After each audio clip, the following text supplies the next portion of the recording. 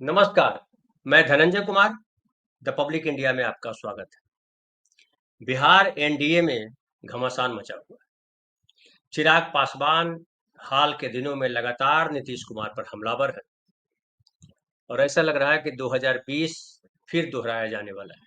2020 आपको याद है कि चिराग पासवान ने अचानक जो है एनडीए के साथ गठबंधन तोड़ दिया। बीजेपी के साथ तो दोस्ती रखी, लेकिन नीतीश कुमार के साथ दुश्मनी शुरू कर दी।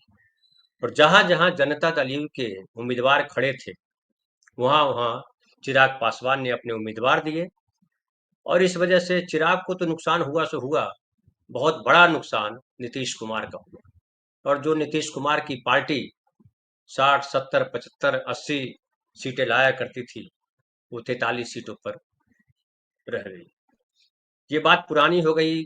फिर वो चिराग पासवान जो है वापस सुलह हो गई नीतीश कुमार के साथ, जब इस बार आए नीतीश कुमार बीजेपी के साथ। तो लेकिन इस सुलह के बाद, हालांकि लोकसभा में बहुत तारीफ कर रहे थे, चिराग पासवान जो है नीतीश कुमार की तारीफ हर मंच पर कर रहे थे कि बड़ा बढ़िया काम हो रहा है, नीतीश कुमार के पैर छुए गए, वगैरह वगैरह तमाम हुआ। और लगा कि तमाम गिले शिकवे खत्म हो गए और मोदी जी ने सब एक कर दिया, सब ठीक कर दिया, क्योंकि मोदी जी के हनुमान माने जाते हैं चिराग। लेकिन इधर हाल के दिनों में फिर चिराग जो है नीतीश कुमार पर हमलावर है और नीतीश कुमार को घेर रहे हैं कि बिहार में सुशासन का राज तो कहलाता है, लेकिन बिहार में लगातार जो है हिंसा की घटनाएं हो रही हैं, अपराध हो रहा है। और ये अपराध जो राहुल गांधी ने कहा था कि क्राइम कैपिटल होता जा रहा है, चिराग ने क्राइम कैपिटल तो नहीं कहा, लेकिन उन्होंने कहा कि हमारे बिहार में लगातार हिंसा हो रही है और सरकार कुछ कर नहीं पा रही है। और इसको लेकर के बड़ी गहरी राजनीति बिहार में हो रही है। एक ये देखा जा रहा है कि क्या चिराग पासवान फिर नीतीश कुमार के साथ मोर्चा बांधेंगे, और अगर मोर्चा बांधते हैं तो नीतीश कुमार क्या करेंगे, ये बड़ा सवाल है। और नीतीश कुमार, हालांकि उनके उनके प्रवक्ता की तरफ से बयान आया है और उन प्रवक्ता ने चिराग पासवान को जो है चेतावनी दी है कि अगर आपको बिहार की पुलिस इतनी खराब लगती है तो बिहार की पुलिस को आगे पीछे लेकर क्यों चलते हैं। बिहार की पुलिस अगर सक्षम नहीं है बिहार के नागरिकों को सुरक्षा दिला पाने में, तो आप ऐसा क्यों सुरक्षा ले रहे हैं, आप लेके आइए सीआरपीएफ। उसके अलावा चिराग पासवान लगातार जो है इधर प्रशांत किशोर की तारीफ कर रहा है और कह रहे हैं कि प्रशांत किशोर एक ऐसे व्यक्ति हैं जो किसी जात किसी धर्म की राजनीति नहीं करते हैं, बल्कि वही राजनीति करते हैं जो कहना चाहिए, करना चाहिए। इस बात पर भी विशेषज्ञ जो है विश्लेषण कर रहे हैं कि चिराग पासवान आखिर प्रशांत किशोर की चर्चा क्यों कर रहे हैं, क्योंकि प्रशांत किशोर तो एनडीए के साथ भी नहीं है। तो एनडीए के साथ जो नीतीश कुमार है उनकी आलोचना कर रहे हैं, उनकी निंदा कर रहे हैं, उनकी सरकार को बता रहे हैं कि वो अपराध कंट्रोल नहीं कर पा रहे हैं। और जो प्रशांत किशोर हैं जो दिन रात नीतीश कुमार को गालियां देते हैं, नीतीश कुमार को कहते हैं कि 25 सीट नहीं आना है, पूरा हालत खराब है, नीतीश कुमार शासन नहीं कर पा रहे हैं, उस प्रशांत किशोर की तारीफ क्यों कर रहे हैं चिराग पासवान। ये बड़ा सवाल है। प्रशांत किशोर की तारीफ अगर चिराग पासवान कर रहे हैं, प्रशांत किशोर बुराई कर रहे हैं नीतीश कुमार की, चिराग पासवान बुराई कर रहे हैं नीतीश कुमार की, बीजेपी और ये जो जनता दल यू है, इस पर बड़े नेता चुप है। न बीजेपी के कोई नेता बोल रहे हैं, न जनता दल यू के कोई बड़े नेता बोल रहे हैं। क्या है ये? क्या चिराग पासवान को एनडीए से बाहर किया जा रहा है? और क्या ये जो किया जा रहा है वो जनता दल ही उस बात पर बाहर करने पे आमादा है कि कहा गया कि चिराग पासवान से नीतीश कुमार खुश नहीं है और वो चाहते हैं कि गठबंधन में न रहे। फिर बीजेपी इस पर चुप है। तो कहा जा रहा है कि क्या बीजेपी दांव खेल रही है फिर से वही। इस बार चिराग के साथ प्रशांत किशोर भी है जो बीजेपी के लिए बैटिंग करेंगे, क्योंकि प्रशांत किशोर भी देख लिए बीजेपी के खिलाफ कुछ बोलते नहीं, चिराग पासवान भी बीजेपी के खिलाफ कुछ नहीं बोल रहे हैं। जो तेजस्वी यादव है उनका एक बयान मेरे सामने है।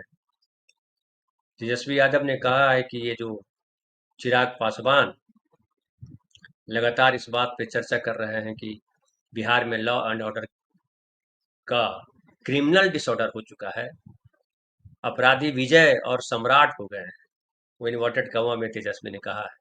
चिराग पासवान इस बात पर तो अफसोस जता रहे हैं यानी वो मान रहे हैं कि वे सरकार का हिस्सा है, लेकिन अफसोस जाहिर करने के अलावा कुछ नहीं कर सकते। इससे पता चलता है कि वो कमजोर मंत्री है। आपको पता है कि चिराग पासवान जो है वो केंद्र में मंत्री है नरेंद्र मोदी सरकार में, और आप इस सरकार में हैं जिसका एक इंजन भ्रष्टाचार का और एक इंजन अपराध का है।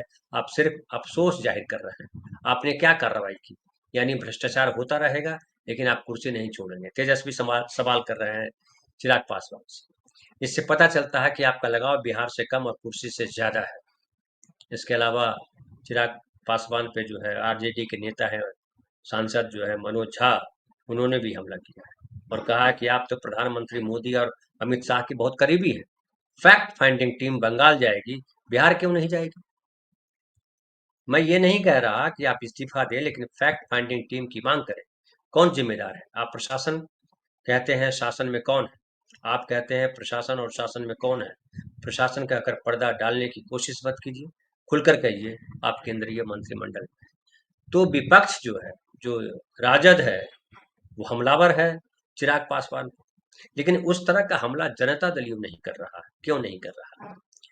हालांकि जो जनता दल यू के प्रवक्ता है नीरज कुमार, वो एक पत्रकार के साथ बात करते हुए उन्होंने चिराग पासवान के बारे में बहुत कुछ कहा, लेकिन ये नहीं कहा कि कहीं चिराग पासवान के खिलाफ जो है जनता दल प्लान कर रही है और चिराग पासवान पर बीजेपी को घेर रही है। ऐसा नहीं कहा कि बीजेपी से कहा जा रहा है कि आप जो है इनको रोकिए।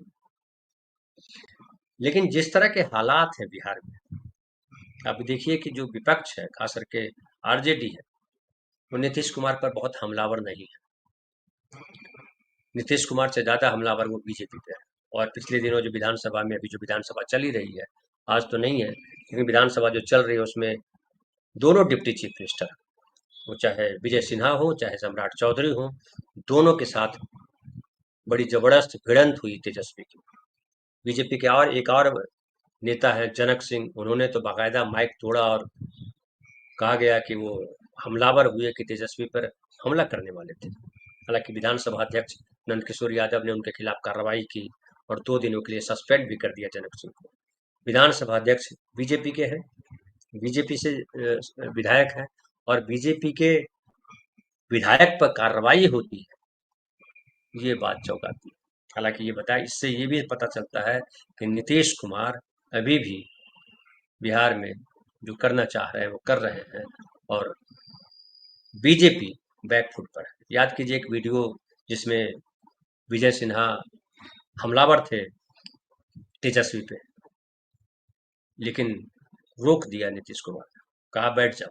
विधानसभा अध्यक्ष भी कह रहे थे कि बैठो।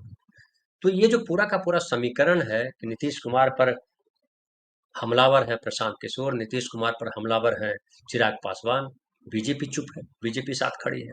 इधर अगर देखिए तो विपक्ष में जो आरजेडी है, वो नीतीश कुमार को लेकर के बहुत हमलावर नहीं है। राबड़ी देवी ने तो यहाँ तक कहा कि जो है अब नीतीश कुमार को इस्तीफा देना चाहिए, क्योंकि वो चलाने लायक नहीं है, निशांत कुमार को मुख्यमंत्री बना दीजिए। राबड़ी देवी निशांत कुमार को मुख्यमंत्री क्यों बनाना चाहती है? आरजेडी नीतीश कुमार पर हमलावर उस तरीके से क्यों नहीं है जिस तरह से बीजेपी पे हमलावर है? ये सारे सवाल जो है अगर बन के आते हैं, दो तरफ से सोचते हैं। एक तो बीजेपी जान रही है कि जो हम अक्सर कई बार कह चुके हैं कि बीजेपी जानती है कि नीतीश कुमार की आखिरी पारी है और नीतीश कुमार पोस्टर बॉय हैं। उनके भरोसे सरकार बनाने भर जीत लाई जा सकती है। लेकिन साथ साथ ये भी डर है कि अगर नीतीश कुमार की पार्टी ने बेहतर परफॉर्मेंस कर दिया तो नीतीश कुमार की पार्टी में टूट हो जाएगी और एक बड़ा हिस्सा आरजेडी के साथ चला जाएगा। और इसके संकेत यहाँ भी मिलते हैं कि जो गिरधारी लाल यादव हैं जनता दल यू के सांसद, उन्होंने खुलेआम जो है बीजेपी की निंदा की। रेलवे संसद में भी बात की तो रेल मंत्री कि आपने बिहार में कोई रेल नहीं दिया है, न मुंबई से न दिल्ली से। उसके अलावा उन्होंने एसआईआर पे गहरे सवाल उठाए और कहा कि ये गड़बड़ किया जा रहा है। तो इससे पता चल रहा है कि जेडीयू के भीतर कई तरीके की खिचड़ी पक रही है, और एक हिस्सा जो सरकार के साथ खड़ा है और एक हिस्सा जो कभी भी करवट बदल सकता है। तो बीजेपी को ये लगता है कि जनता दल यू में अगर ज्यादा सीटें आ जाएंगी तो जनता दल यू कल को आरजेडी के साथ टूट करके जा सकती है, क्योंकि जनता दल यू में टूटना है ये पता है बीजेपी को। तो बीजेपी प्रशांत किशोर और चिराग पासवान को इसलिए लगा रखा है कि प्रशांत किशोर कुछ सीटें ले आते हैं और चिराग पासवान नीतीश कुमार को रोकने में कामयाब हो जाते हैं, तो फिर मुख्यमंत्री हम बना सकेंगे। ये प्लानिंग बीजेपी की, मुख्यमंत्री वो बनाए बीजेपी का हो। दूसरी तरफ आरजेडी के भीतर चल रहा है कि अगर नीतीश कुमार की सीटें आती है, कल को संभव है कि वो एक बड़ा धड़ा ऐसा टूट करके आएगा, नीतीश कुमार भी उनके साथ जो लोग खड़े हैं वो टूट करके आरजेडी के साथ आ सकते हैं। अगर आने वाली जो स्थिति बनती है, तो अगर कुछ सीटें कम पड़ जाती है तो जीत आसान हो जाएगी। ये भी कहा जा रहा है कि नीतीश कुमार पे हमलावर इसलिए भी नहीं है कि आम आदमी मानता है कि नीतीश कुमार ने बेहतर काम किया है, और नीतीश कुमार ने अगर बेहतर काम किया है तो सामाजिक न्याय का जो पहलू है, महिलाओं का जो पहलू है, उनका एक बड़ा वोट वर्ग जो है पिछड़े दलितों का, महादलितों का, अति पिछड़ों का, वो वर्ग आरजेडी की तरफ शिफ्ट हो सकता है नीतीश कुमार के प्रति सॉफ्ट रहने से।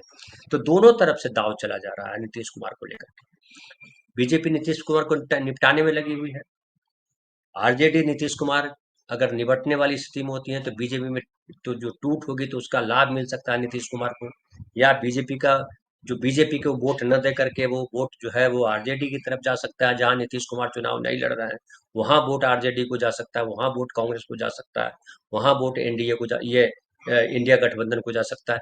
ये भी एक सुनियोजित जो है तैयारी है आरजेडी या कहिए महागठबंधन की तरफ से, कि नीतीश कुमार पर हमलावर कम हो, ताकि जहां जहां नीतीश कुमार की सीटें नहीं है, बीजेपी जहां लड़ रही है, जहां चिराग पासवान लड़ रहे हैं, हालांकि बीजेपी जहां लड़ेगी वहां चिराग पासवान नहीं लड़ेंगे, ऐसी स्थिति अगर बनेगी तो। अगर समझौता होता है तो 30-35 सीटें पर लड़ेंगे, लेकिन क्या वो जो प्रशांत किशोर है वो नीतीश के खिलाफ जो है चिराग वाली भूमिका में होंगे, ये बड़ा सवाल है। और इन सारे सवालों को तमाम पार्टियां देख रही हैं, और इसका इम्पैक्ट क्या होता है वो तभी पता चलेगा। लेकिन फिलहाल ये लग रहा है कि बीजेपी जो दाव चल रही है, बीजेपी का दाव राजनीतिक समीकरण वाला, तो सफल होता हुआ दिखाई नहीं पड़ रहा है, इसलिए उसने चुनाव आयोग को लगाया है।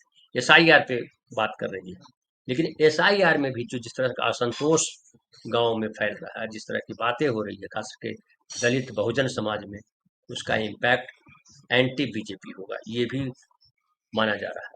कुल मिलाकर के स्थिति बन रही है कि जो एक जंगल राज का भय दिखाया जाता है लालू प्रसाद यादव जी के खिलाफ या आरजेडी के खिलाफ या तेजस्वी के खिलाफ, उसका भय जो है कम हुआ है, और लोगों को लगता है कि बीजेपी ज्यादा खतरनाक पार्टी है, बीजेपी से बेहतर जो है आरजेडी है। उधर जो ताल कटोरा में जो राहुल गांधी ने सम्मेलन किया उसका भी इम्पैक्ट हुआ है, और वो लग रहा है कि जिस तरह से ओबीसी का सम्मेलन किया तो ओबीसी को की वोट जो है कांग्रेस की तरफ आएंगे। हालांकि लोग ये भी कह रहे हैं कि ओबीसी केवल नारा है कांग्रेस पार्टी के लिए, दरअसल जो टीम बिहार में उम्मीदवार सिलेक्शन के लिए तय की गई है उस टीम में ईबीसी के लोग नहीं है, जो 36% है बिहार में, और ज्यादातर बाहरी लोगों को लाया गया है, जो चाहे प्रणीति शिंदे हों, चाहे वो देवेंद्र यादव हों, चाहे हालांकि वहाँ बिहार के प्रभारी अल्लाह वरू भी उसमें है, उसमें और भी लोग हैं एक्स ऑफिशियो के तौर पे, लेकिन कहा जा रहा है कि उसका प्रभाव ज्यादातर जो है, एक तो पिछड़ों में यादवों का प्रभाव वहां भी ज्यादा है, तो संदेह व्यक्त किया जा रहा है कि क्या कांग्रेस भी चाहती है कि जो यादवों का वोट है वो डिवाइड हो। कई तरीके की बातें की जा रही है, लेकिन ये दिख रहा है फिलहाल ये कि बीजेपी का दाव जो है वो सब खुला हुआ है।